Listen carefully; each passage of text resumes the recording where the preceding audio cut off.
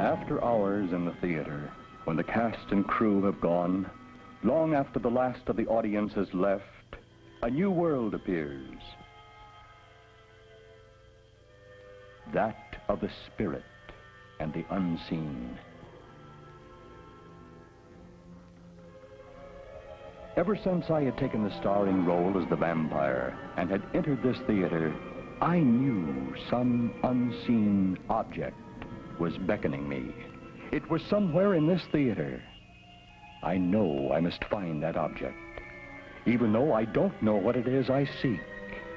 I also know I fear I will find that object. This night, the calling is stronger than it had ever been before. This night was to be the night I had looked forward to with fear, knowing all the time it had to come sooner or later, and there was nothing I could do but heed that call. This was to be the night. This, the last night of our play. This night, when all the others had gone.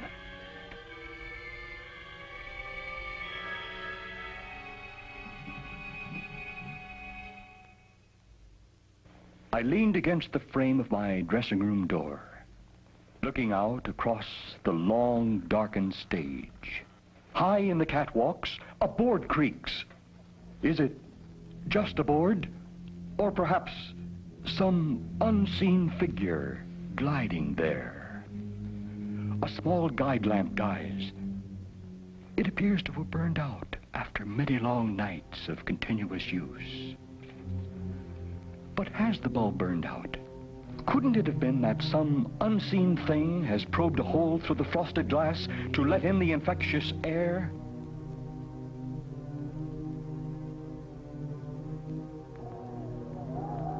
A gust of wind pours through my open dressing room window. Is it the wind?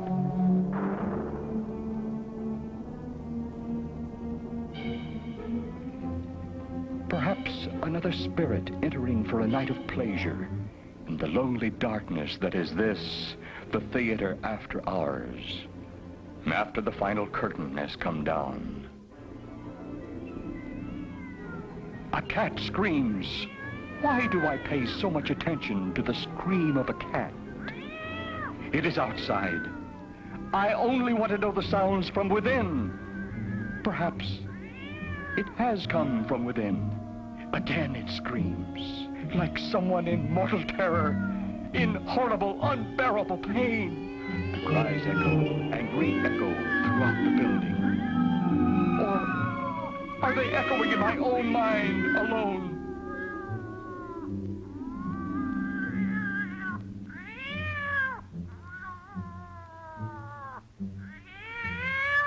I clasp my hands over my ears to shut out the sound.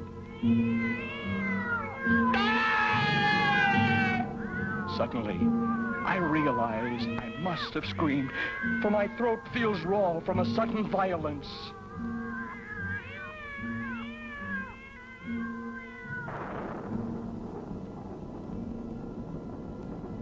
What is this?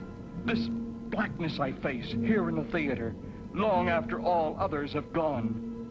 This blackness that permits a new world to appear. A new world of the spirit and the unseen. The unseen that hides in high lofts and dark corners during daylight hours. The unseen that comes from hiding to parade and frolic in the massive expanse of the auditorium when it is dark and they are alone. I had heard that after the witching hour had struck, these unseen spirits would return to die and re-die, live and relive their experiences that they had witnessed during the time of their mortal existence. I wanted to experience these happenings, to undertake the spine-tingling sensations that were sure to be there.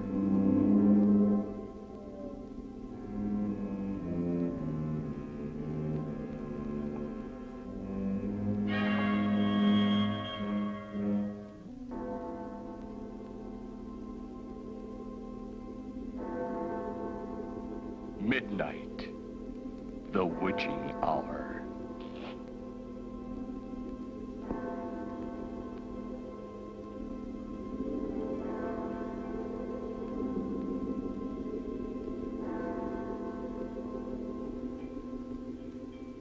I leave the comforting lights of my dressing room and move to stand on the dark, empty stage.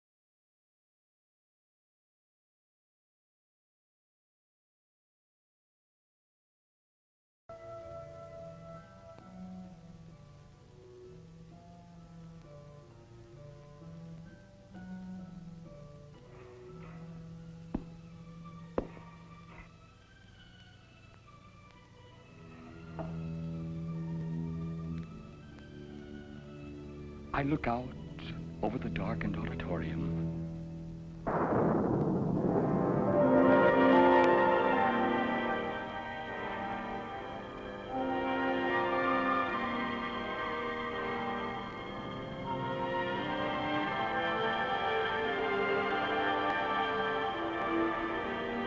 The seats out front are as I have seen them night after night while doing my lines on this side of the footlights.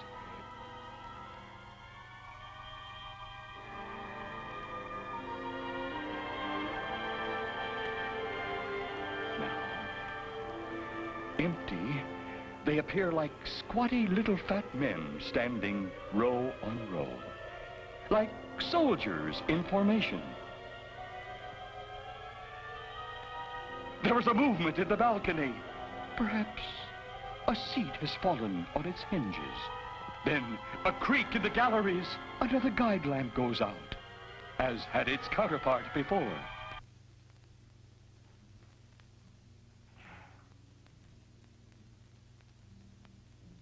A chill passes through my body.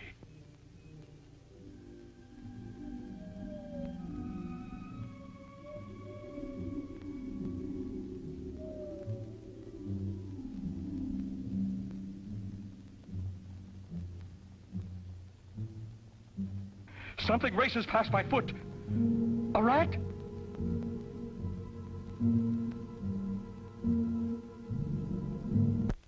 Suddenly, a rattling in the pipes somewhere overhead. What is it? Faint? Startling? Almost impossible. Surely it must have been some water that had become lodged in the pipes, caught by something that had finally dislodged itself. I strain my eyes to pierce even deeper into the darkness. But I can see nothing. Nothing but the blackness and the outlines of the seats, the high ridges of the balcony hanging like a dark thundercloud over an even darker sky. I cannot tell where space ends and the auditorium walls begin, but do I really want to know? Something deep from within my very being draws me from this stage. I must explore further into the deep blackness. I must go up that spiral staircase. I must see the floors above. To enter into the costume rooms, the scenery rooms, the makeup rooms, all those rooms where one may change his appearance to any character nameable.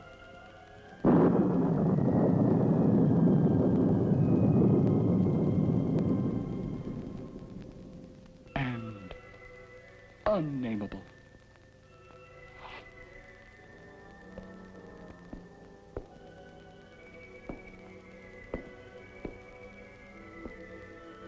I hesitate but a moment to look back once more across the stage and into the darkness of the auditorium. Then, cautiously, I make my way through the darkness to the spiral staircase.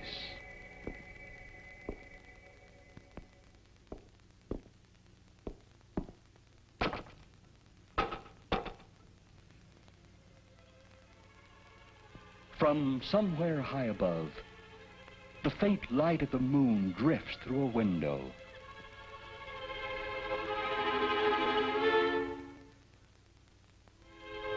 The rays give a bluish tint to the guide rail. I take the metal of the guide rail in my hand. It is cold, like the cold of the dead. The moisture from my hand causes it to feel clammy, unearthly. It is moving in my hand like a cold, slimy snake. I jerk my hand away quickly. For a long moment, I stand staring at the metal. Then, I let my hand slowly return to the railing. This time, it does not move. It couldn't have before, but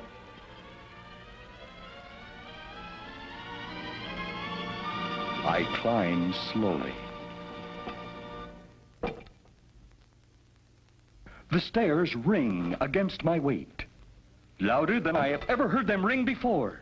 Or is it just my imagination? Impossible. The sound is echoing and re-echoing throughout the stage and the auditorium below.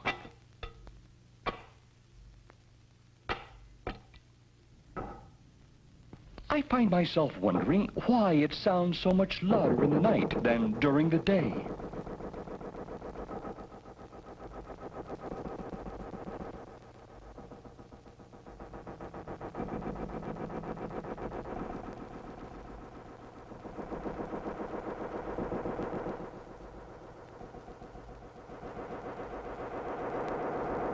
This was another strange thing that only the night can answer, and I must learn.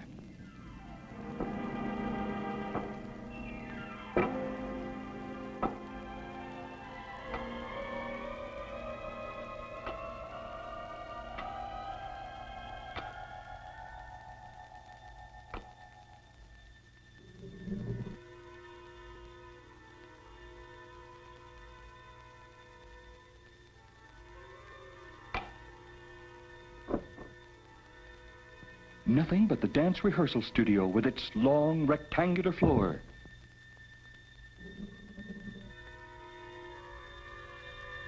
I stop at a moment. Then I continue on. The wind howls outside. I become suddenly cold. For the moment, it felt as if I had nothing on at all. I know I should think of other things, but I can't. How can I think of other things, of pleasant things, when I'm in a hallway surrounded by shadows and objects that can take any shape here, in the darkness, any shape my mind wants them to take. 10 rooms, each with a different setting of costumes, wigs, and scenery. The shadowing effect of this passage and its evenly spaced doors makes a deep impression on my mind, and beads of sweat on my forehead. The knob on this door feels the same as the rail on the staircase. But this time, I am ready for the clammy sensation. The door opens easily without a sound. The window at the back lets the moonlight filter through to permit me to see the silhouette of a woman with long, silk-like hair. I am startled, unable for the moment to move.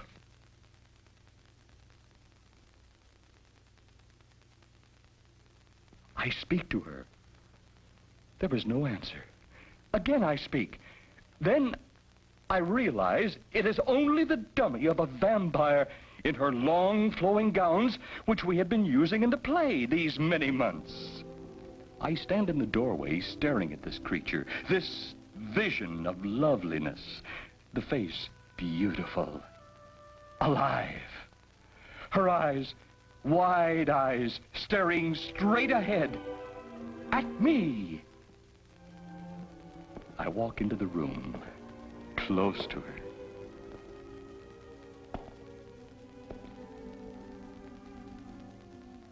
The folds of her dress brushes against my hand. I lift the flowing gown and caress it with my hand, then rub the smooth material against my cheek. Inwardly, I know I am smiling, enjoying this new sensation. Could it be love? Some strange love for this earthbound, unearthly creature who cannot move nor speak? I let the material drop back into place. For a moment, I let my hand run over the smooth cheek of this beauty.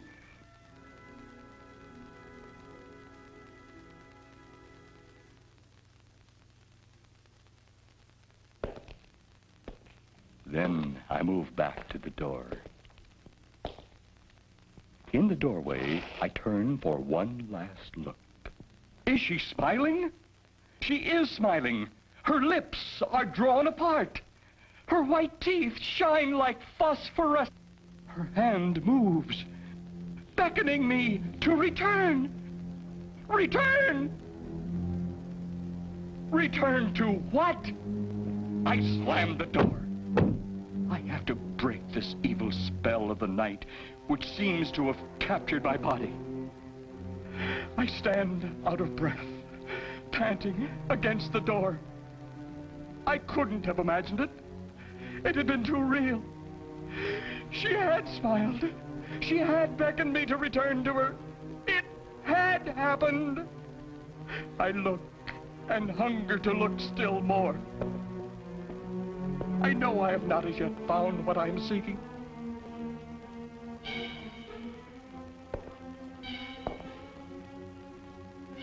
I am not so frightened now. I know that for which I look must soon be in the offing, as I have only one last room to enter.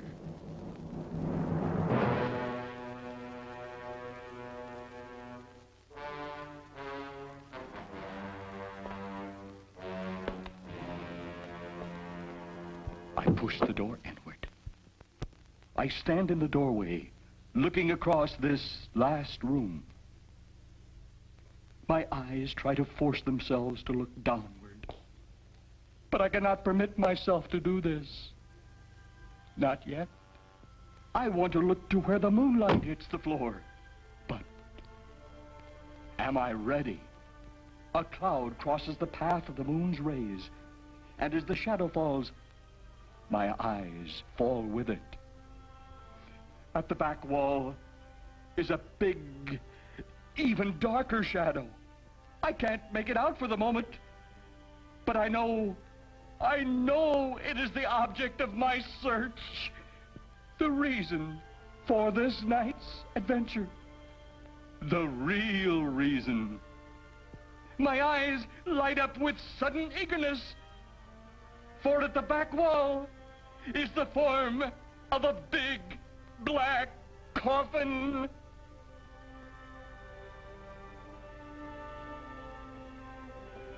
I walked across the room to it, and slowly, ever so slowly, I raised the lid.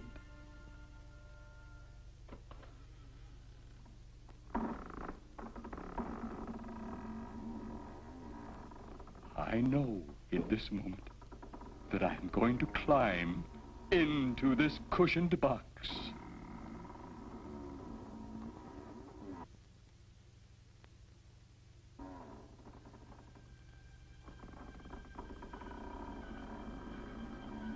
And permit the lid to close over me